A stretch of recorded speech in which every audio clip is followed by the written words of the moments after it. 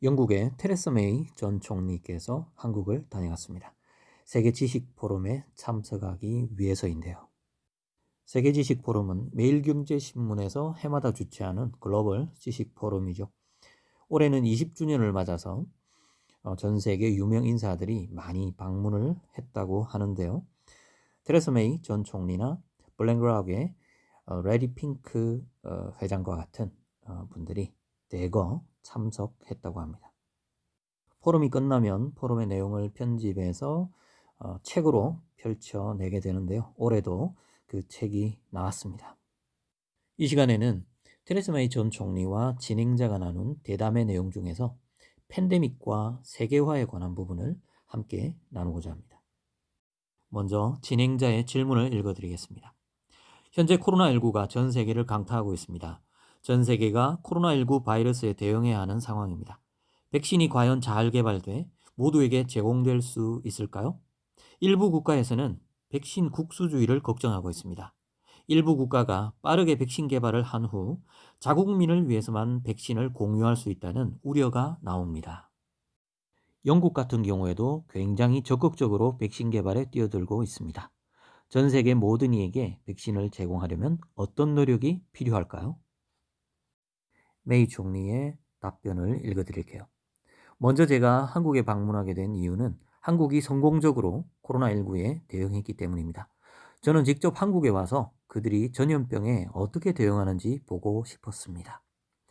백신 개발의 경우 우리가 이야기 듣는 대로 많은 노력이 이루어지고 있습니다.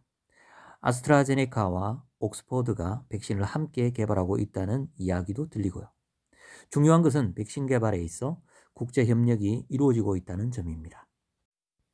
영국의 경우에는 백신이 개발되면 필요한 모든 사람, 특히 개발도상국에게 제공하겠다는 의사를 밝힌 바 있습니다. 한편 백신을 개발하고 그 백신이 자신들의 자국민들을 위해서 먼저 제공되어야 한다는 입장을 가진 국가도 있습니다. 여분이 있을 때 다른 국가에 제공하겠다는 것이지요. 제가 보기에는 우리 모두가 손을 잡고 협력해야만 팬데믹에 효과적으로 대처할 수 있다고 생각합니다. 안타깝게도 팬데믹 초기 단계에서 실질적이고 효과적인 국제협력이 부족했습니다. 각 국가마다 코로나19 대응을 위해서 자체적으로 머리를 맞대고 고민을 하며 대응책을 마련했지만 국제적 협력은 많이 미흡했습니다.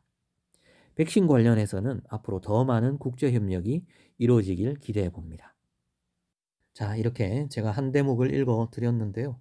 사실 그렇죠. 요즘 코로나19 백신 접종을 언제 할 수 있나, 이게 요즘 초미의 관심사 아니겠습니까?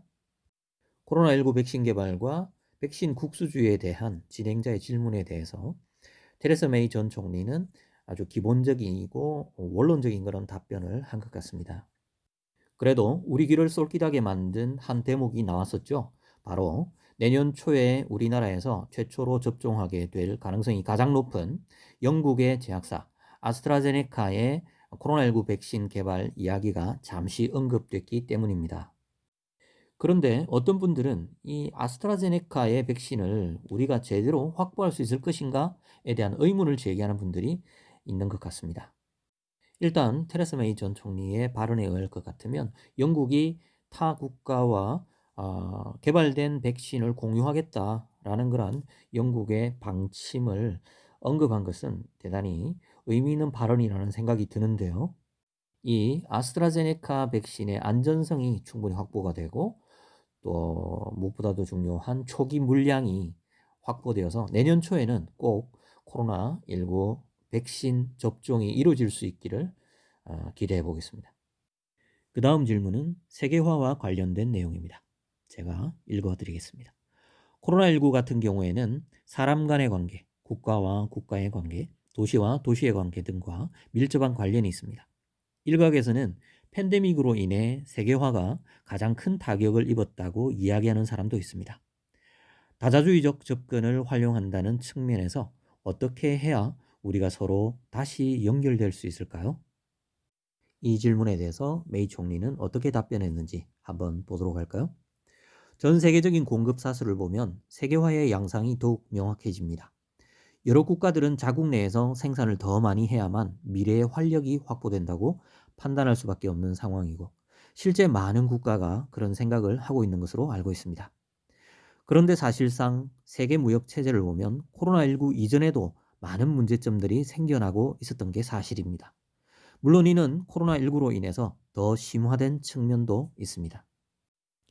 영국과 한국은 수출로 의존도가 높은 국가이고 양국 모두 자유무역을 수호하고 있으며 자유무역이 확산되길 기대하고 있습니다.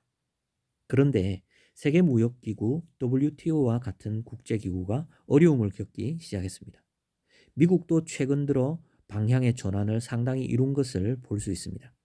그렇기 때문에 비슷한 가치를 수호하고 있고 세계 무역을 믿고 있는 국가들끼리 협력이 더욱 필요합니다. 반드시 전 세계적인 무역의 틀을 유지하도록 노력해야 할 것입니다. 과거 자유무역을 유지해 주었던 틀을 이어가는 것이 중요합니다. 물론 세계화로 인해서 어려움을 겪은 사람들도 있고 혜택을 고루받지 못한 사람들도 있지만 그렇다고 해서 세계화를 버리는 것은 대안이 아니라고 생각합니다. 보다 많은 사람이 혜택을 받을 수 있도록 세계화를 계속 수정해 나가야 한다고 생각합니다. 과거 세계 무역이 많은 사람에게 혜택을 준 것도 사실이지만 모든 사람에게 혜택을 주지는 못했기 때문에 그런 부분을 수정해야 한다고 생각합니다. 여러분은 메이 총리의 대답에 대해서 어떻게 생각하시나요? 사실 저는 이 세계화에 관한 이슈는 참으로 이야기할 것이 많습니다.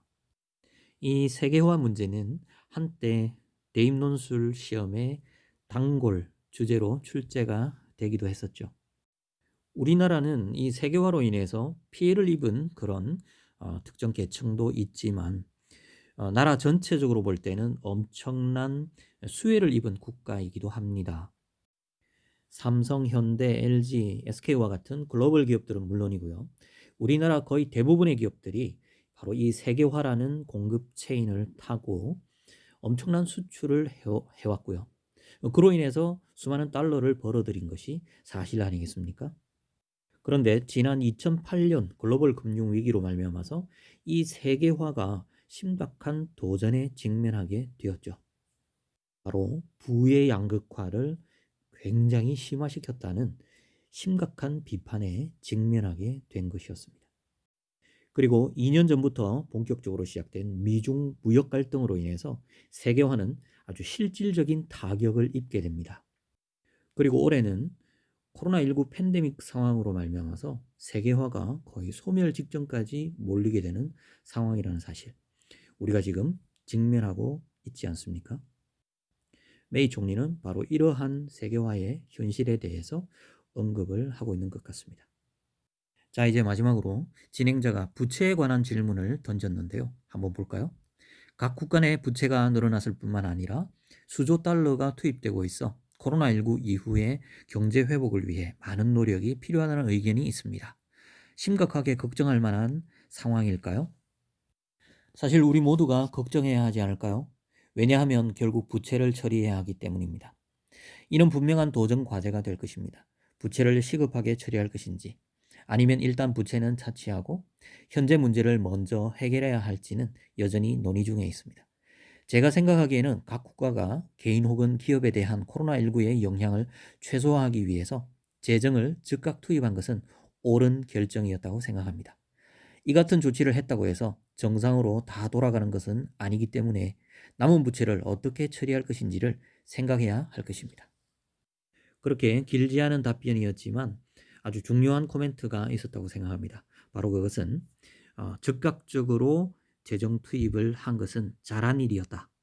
결국 각국 정부가 재정 투입을 한다는 것은 바로 부채를 감수하고서라도 재정을 투입했다는 그런 뜻이죠.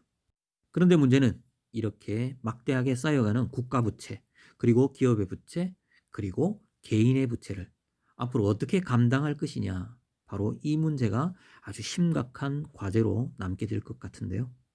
문제는 지금 현재 주식이나 비트코인이나 부동산 시장에서 일어나고 있는 이 자산 버블 현상을 어떻게 과연 컨트롤할 수 있을지, 그것이 최대의 과제가 아닐까라는 생각을 해보게 됩니다. 자, 이렇게 세계지식 포럼에 참석한 테레사 메이 전 총리의 대담 내용을 간단하게 살펴보았습니다. 포럼의 내용이 구체적으로 더 궁금하신 분들은 책을 직접 구입하셔서 읽어보시면 참 좋지 않을까라는 생각을 하게 됩니다. 코멘트 TV였습니다. 감사합니다.